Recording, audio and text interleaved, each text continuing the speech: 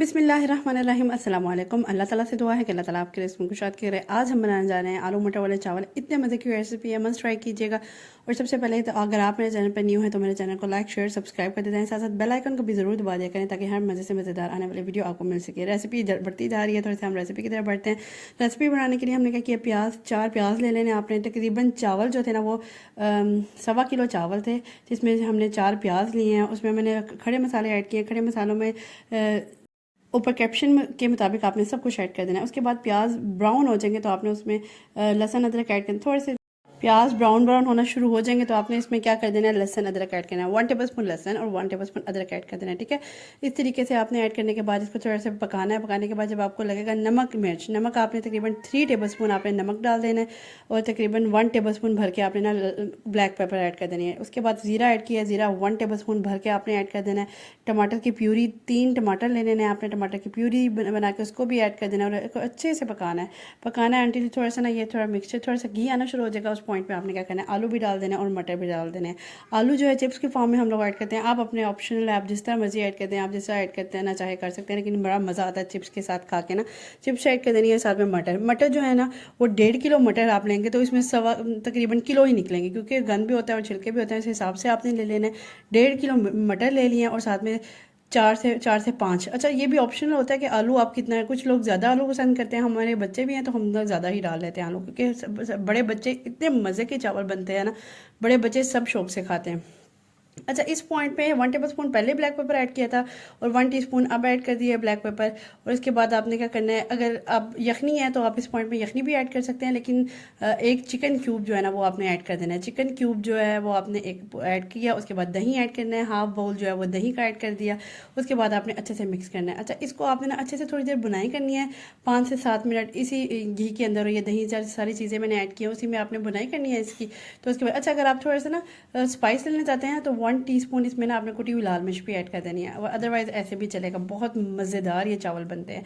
इसके बाद आपने क्या करना है, इसमें पानी ऐड कर देना है। पानी इतना ऐड करना है कि ये ना थोड़े से डूब जाएं, तकरीबन 1 जग भर के आपने ना इसमें पानी का ऐड करना है। तो इसको आपने ना कवर करके ना आपने रख देना है पौनी बॉयल। अच्छा, इस पॉइंट पे आप ना नमक वगैरह भी चेक कर सकते हैं कि नमक ठीक है या नहीं। अगर नहीं ठीक तो you can go with more salt, otherwise अगर आपका बैलेंस है सॉल्ट तो आप इस तरह ही जा सकते हैं। इस तरह से आपने क्या करना है, नमक थोड़ा कम लग रहा था पानी में, क्योंकि पानी में नमक थोड़ा ना तेज़ होगा तो आपके चावलों में ना नमक परफेक्ट होगा। आपने ये हिसाब लगा लेना है, ठीक है।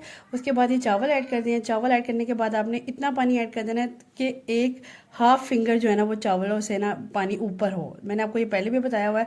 और इस तरीके से आपने ऐड करना है, हाफ से थोड़ी सी ज़्यादा ऊपर हो, हाफ भी नहीं, हाफ से थोड़ी सी ज़्यादा, ठीक है। इस तरह से आपने साथ साथ आपने जब कवर करके जो आलू और मटर पकाने हैं ना वो तकरीबन 7 से 8 मिनट पकाने हैं। उसके बाद आपने चावल ऐड करने हैं।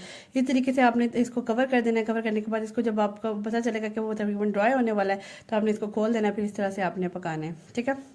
इस पॉइंट पे आपने क्या करना है, इसमें गरम मसाला ऐड करना है। गरम मसाला जो है वो आपने हाफ टी स्पून ऐड करना है।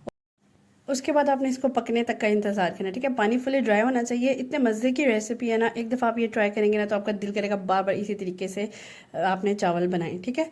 अगर आपके पास यकीन बता रही हूँ यकीन नहीं है तो आप चिकन क्यूब ऐड कर सकते हैं, क्योंकि इसमें चावलों का टेस्ट ऐसा होगा कि जैसे आपने चिकन वाले कोई चावल खाने हैं। इतने मज़ेदार और टेस्टफुल ये चावल बनेंगे। इस तरीके से आपने चावलों को पानी ड्राई कर लेना है।